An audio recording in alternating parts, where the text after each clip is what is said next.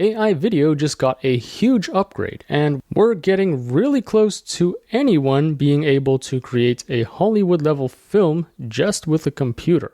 You don't need to hire any actors, you don't need to do any filming, you don't need to add any special effects. Everything can be done just by prompting. So Kling 1.5 was released, and this is a significant upgrade in terms of video quality and prompt following. Plus, they've also released a motion brush feature where you can control the movement of any elements in the video. So today, I'm going to battle test Kling 1.5. I'm going to show you what it can and cannot do. Plus, I'm going to show you how to use the motion brush feature as well. So let's get started. First of all, to access Kling, all you got to do is go to klingai.com. I'll also link to this in the description below. And then once you're in, just click on AI videos, and then you can start generating videos. Make sure you select 1.5 from the dropdown in order to use it. And then for the prompt to start with, let's go with a woman who is very sad and distressed. Her eyes are red and teary.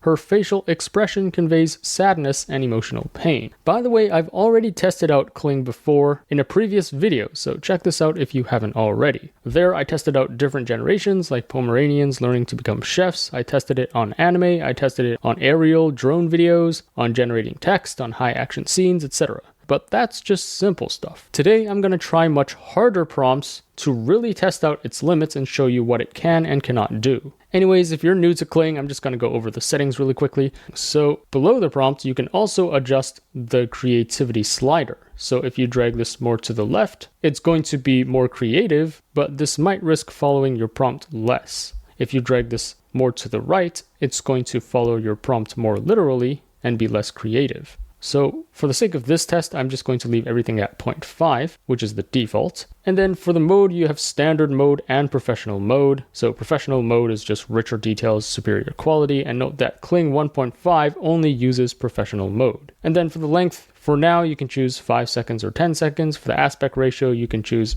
all these different aspect ratios. I'm just going to go with the default of 16:9. And then you can also choose the number of videos. Now for camera movement, version 1.5 is actually disabled. Whereas if I go back to version 1, note that you can choose from all these different actions like zoom, pan, and tilt. Anyways, let me just set this back to 1.5.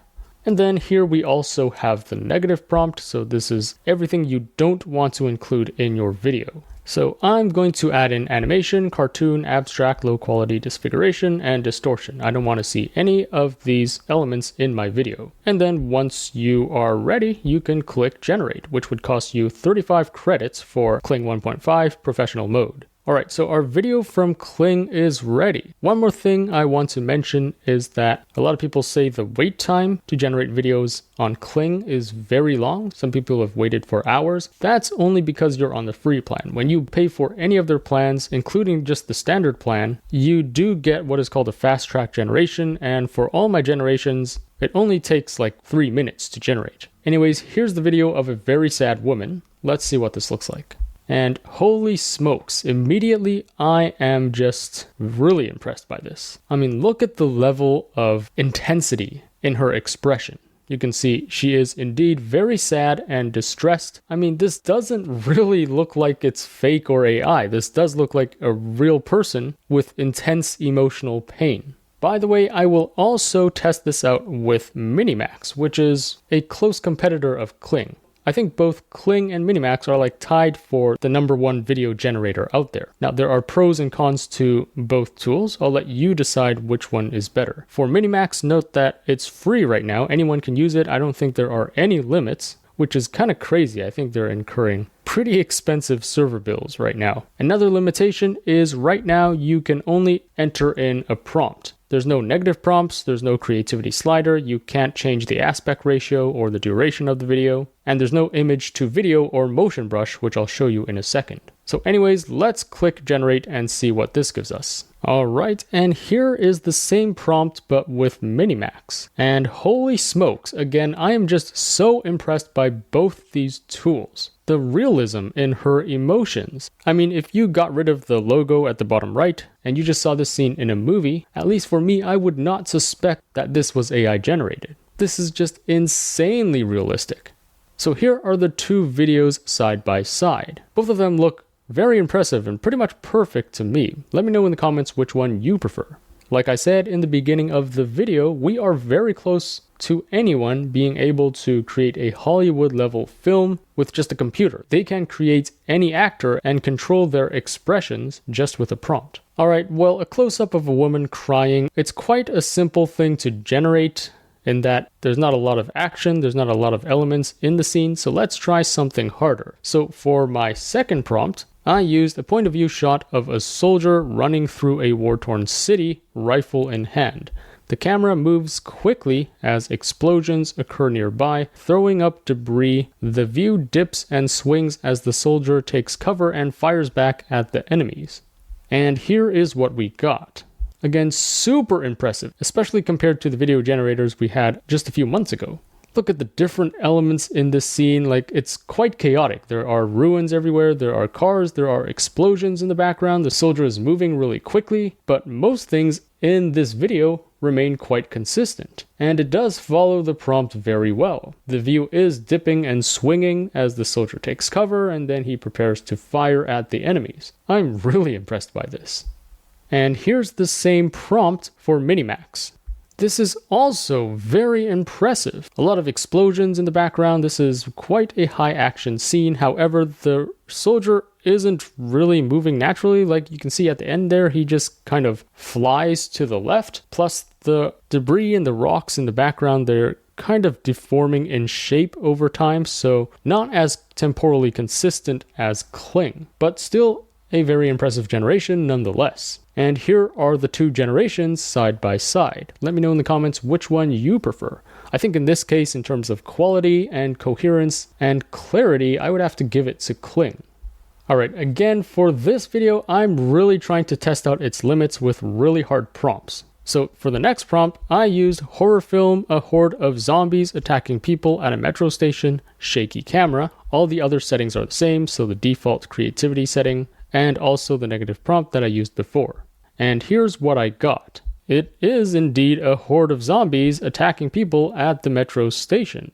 And yes, there are some deformations in some of the zombies, but like I said, this is a very tricky prompt and there are a lot of elements in this video. So it's still able to pull this off pretty well.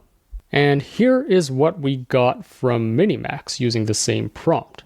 So this is a swarm of zombies attacking people at a metro station, but these people are moving really slowly. It doesn't seem like they're running away. I specifically specified shaky camera in the prompt, but it seems like the camera isn't moving. And you can see a lot of inconsistencies across the people and the zombies, especially their faces. They kind of warp in shape over time. But I mean, this is a very tricky prompt, so I do expect to see some flaws.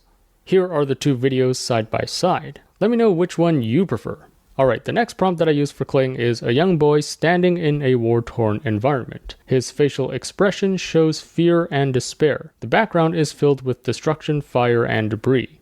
And then again, I kept all the settings the same, plus the negative prompt the same. And here is what I got. And holy smokes, this looks so realistic. You can see this again could be a scene straight from a Hollywood movie. And if it wasn't for the watermark at the bottom right, I think a lot of people would not even suspect that this was AI generated. And the video follows everything in the prompt. This is a boy standing in a war-torn environment. His facial expression does show fear and despair, and the background is filled with destruction, fire, and debris. This is just perfect. And here is what we got from Minimax. Also a very good generation. This is also a young boy. His expression does show fear and despair, and the background is filled with destruction, fire, and debris. And again, this could also be a scene straight from a Hollywood movie. I mean, I really can't pick a winner here. Here are the two videos side by side. They follow the prompt perfectly. I think if it's not a high action scene with a lot of different elements, like a group of zombies attacking people, then both Kling and Minimax are able to generate really good videos. Now, for my next prompt, I could test out Will Smith eating spaghetti, but I already did that in my previous video, and Minimax nailed it. We already have an AI that can generate Will Smith eating spaghetti, so I don't think that prompt is hard enough. Let's step it up a notch. Instead of just Will Smith eating spaghetti, Here's the prompt. Will Smith and two of his clones eating a massive pile of spaghetti together. Explosions in the background. And then for the settings, I kept everything the same, and I also used the same negative prompt. And here's what I got. You can see this is definitely not the Will Smith that I was going for, but perhaps somewhere in this world, there is a Will Smith who looks like this. Anyways, these three are kind of clones of each other. They look pretty much identical, and they are binging on this massive pile of spaghetti. And there are other delicious treats on this table, which make me kind of hungry right now. Plus, there are indeed explosions in the background. Now, Kling is known for its really realistic eating videos, and you can see these Will Smiths do eat and chew their food very realistically. So overall, this is quite an impressive generation. And here's what we got from Minimax. And this is indeed the Will Smith that I was going for, and there are three of them, and they are eating a giant pile of spaghetti. Although I would like them to eat from the same pile, I could have specified this more clearly in the prompt. But these are massive piles of spaghetti, and they are kind of eating it, but it kind of looks like they're gnawing at it like a hamster. I don't know what's going on there. And there are explosions in the background. It's more like fireworks more than explosions, but whatever. Overall, still an impressive generation. And note that Minimax is the only video generator out there that can actually generate celebrities like Will Smith, Donald Trump, Oprah, Gordon Ramsay, etc. Whereas other video generators, you cannot actually generate celebrities, including Kling. I think these are just the guardrails in place to prevent deep fakes. And here are the two video generators side by side. In terms of actual video quality and realism of people eating, I would have to give the point to Kling. However, Kling cannot generate celebrities, like I mentioned before. Minimax is the only one who can really generate Will Smith using text to video. However, the trick is you can always generate an image first using Flux or Stable Diffusion or Ideogram. So here I've generated an image of three Will Smiths eating a giant pile of spaghetti. And then I'm going to drag and drop it in here in this image to video tab. And then for the prompt, I'm going to keep the same prompt and then click generate. And let me show you what this gives you. All right, so here's what we got. Pretty good, pretty good. Although the Will Smith on the left kind of looks like a Spanish guy. But yeah, you can see with just one photo as the start frame, as long as you can generate Will Smith accurately in the photo, you can still definitely get him to eat a massive pile of spaghetti in Kling. Thanks to the sponsor of this video, YouPix. Their version 2 just came out, and I must say, this is one of the most realistic AI selfie generators I've used. YouPix has made it dead easy for you to generate high quality, realistic images of yourself or anyone else in just one click. Simply select a template and then upload your photo and then click create. It's as easy as that. And look how realistic the results are. There's many templates for you to choose from and more to come, so check it out at youpix.app. Alright, next prompt, again more high action scenes to really test out its limits. The prompt is: a colossal sea monster rises from a stormy ocean, its massive tentacles wrapping onto a sinking ship. And then, again, all the settings and the negative prompt is kept the same. And here is what I got. This is indeed a massive sea monster with a tentacle wrapping onto a sinking ship. However, the tentacle does look kind of weird. The patterns on the tentacle do deform over time, so there are some inconsistencies there. And I don't know, this doesn't really look like a sea monster. This looks more like Godzilla, but with a giant tentacle. And by the way, to give you even more control over how you want the scene to look, especially the composition of all the characters and the elements in the video, then image to video would actually be a better option. So you can use an image generator like Flux to generate an image of a sea monster destroying a ship first, and then plug that into image to video as the first frame of your video. Anyways, here's what I got from Minimax, and this is more the sea monster that I was going for. However, there still are some inconsistencies, especially with the tentacles, and it's not really wrapping its tentacles onto the ship and destroying it. The ship isn't really sinking, so it doesn't really follow the prompt well. But again, this is a very tricky prompt. I don't expect it to nail this. This is just to show you its limitations. And here are the two generations side by side. I think in terms of both quality and action, Kling does a slightly better job in this case. Alright, next prompt. A massive evil panda looming across the city, destroying buildings. Terrified people running away in all directions. High action. And then I left all the settings the same and the negative prompt the same. And here is what I got from Kling.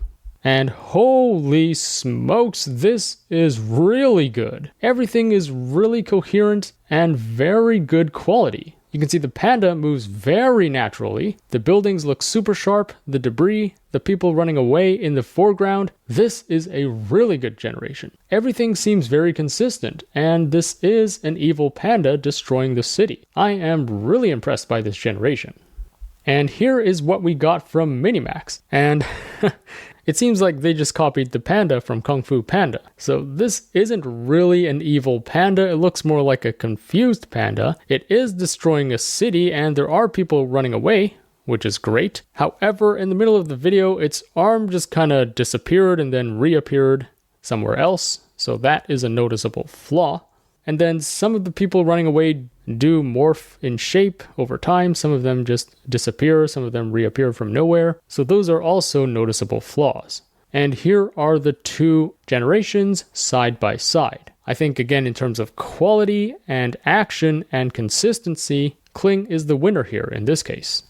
Next, I wanted to test out different video styles, so I wanted to see if it can generate a Disney Pixar animation style. And the prompt is a princess wearing a beautiful glittery white dress running away from a massive dragon with glowing red eyes. Now this is a prompt that I tested on Kling version 1.0 and it did not do great. So let's see if version 1.5 can do any better. I removed animation and cartoon from the negative prompt, so it's only these keywords. And here is what I got. And you know, this is the same thing with most of the other video generators I've tried. Even though I specified in the prompt the princess should be running away from the dragon, she always runs toward the dragon. Oh my goodness. You're gonna get killed, princess. And also note that this isn't really Disney Pixar style. And here is what I got from Minimax. And you can see in this case, for Disney Pixar style videos, Minimax does a better job. The princess does look like a Disney princess, and she is wearing a glittery white dress. There is a massive dragon with glowing red eyes. However, she's not really running away from the dragon. She's just casually walking away. So again, this princess is probably going to be eaten as well. I guess Disney princesses aren't really too smart, are they? They just keep getting into trouble and you gotta count on the prince to save them. Anyways, here are the two generations side by side. So for Disney Pixar style videos, I would have to give the point to Minimax.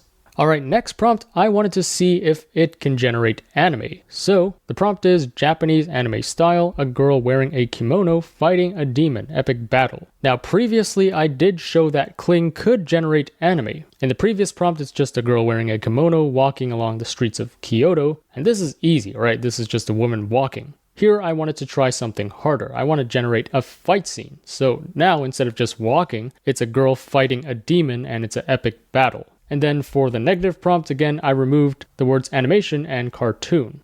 And here's what I got. So this definitely is not anime. I know that Kling version 1.0 could generate anime from my previous test.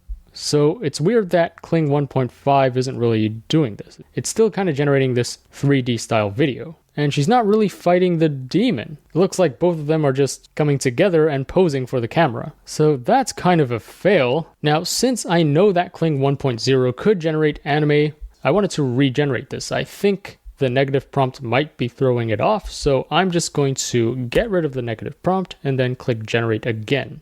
And here is what I got. Still not really anime style. This is more like a scene from a 3D video game. It looks like they are fighting now instead of just posing for the camera. It's not really a high action epic fight. It's more like an RPG where they're just taking turns executing their moves. And here's the same prompt with Minimax. Again, not really anime. This is more like a scene from a 3D Japanese video game. It's trying to make her fight with the demon, but it's not really a fight. It seems like they're just dancing together or something. So yeah, that's Minimax for you. And then here are the two generations side by side. It looks like for both of them, they can't really generate high action anime fight scenes.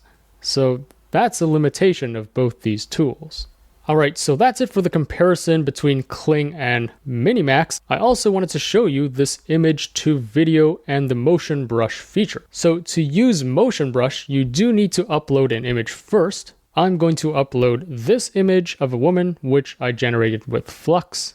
And then the prompt is optional, but let's just type in a woman seaside at night.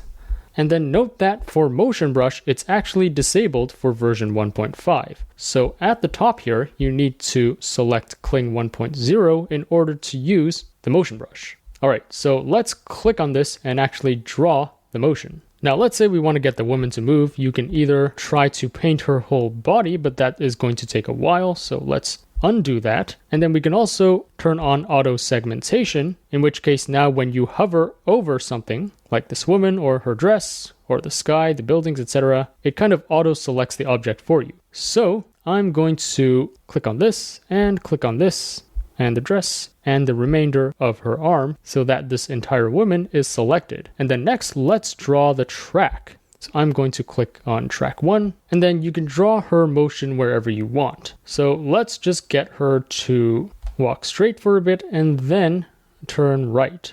And then you can also highlight other objects in the image and move them around if you want. I'll show you another example in a second, but for now, let's just highlight the woman and move her and see what we get. So all we have to do is click confirm and then click generate. All right, here's what we got. She's not really like turning her body and walking to the right. It's making the camera move so that she kind of floats to the right, according to my motion brush. I'm sure you can tweak it further, but this is just a really preliminary example. All right, let's try another example. So I'm going to use this image of Godzilla destroying a city. And in the foreground, there's a dude. Again, I generated this with Flux. Let's just get rid of the prompt. It's optional, so let's leave this blank.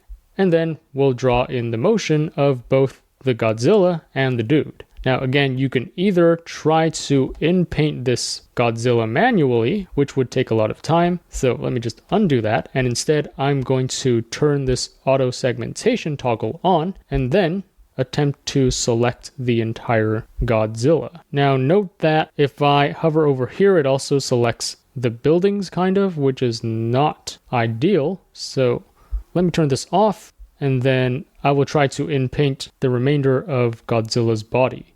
So let me just increase the size of the paintbrush, and let me try something like this. All right, so that's Godzilla, and let's say I want it to move left. So all we gotta do is drag it left. Now for the dude in the foreground, let's select him as a separate element. So again, I'm going to try to turn on auto segmentation first and select the dude. And it looks like it works. Perfect. And then I'm going to get him to move to the right. All right, everything looks good. Let's click confirm and then click generate. All right, and here is what we got. So we can see Godzilla is moving to the left, but the dude isn't actually walking. The camera is kind of moving so that the dude is panning to the right. So you can see the motion brush tool is not perfect. You could probably prompt it further and say, the dude is actually walking to the right instead of just getting the camera panning him to the right. And that's quite a big mouth that Godzilla has. I don't know if it's yawning or roaring or what is that, but anyways, that is how you use Motion Brush. Now, quick note on the pricing, you do need a paid plan to use Kling 1.5 right now. And that's because Kling 1.5 only supports professional mode, which requires a paid subscription. However, this is super affordable, so apparently for the first month it's only $3.88, and then it's $8.80 the month after, but you can cancel at any time. And if you know me, I'm cheap as hell. Like for lunch, I usually just go to Costco and stuff myself with food samples. But honestly, for just $8 a month to generate Hollywood quality videos, please, just take my money. So that sums up my review on Kling 1.5 and also Kling's new motion brush feature. I've used quite tricky prompts and compared it with its closest competitor, Minimax. Anyways, I hope you enjoyed my review. Let me know in the comments which one is your favorite. What are some other impressive or crazy things that you were able to generate with Kling? Let me know in the comments below. As always, I will be on the lookout for the top AI news and tools to share with you. So if you enjoyed this video, remember to like, share, subscribe, and stay tuned for more content. Also, there's just so much happening in the world of AI every week. I can't possibly cover everything on my YouTube channel. So to really stay up to date with all that's going on in AI, be sure to subscribe to my free weekly newsletter. The link to that will be in the description below. Thanks for watching, and I'll see you in the next one.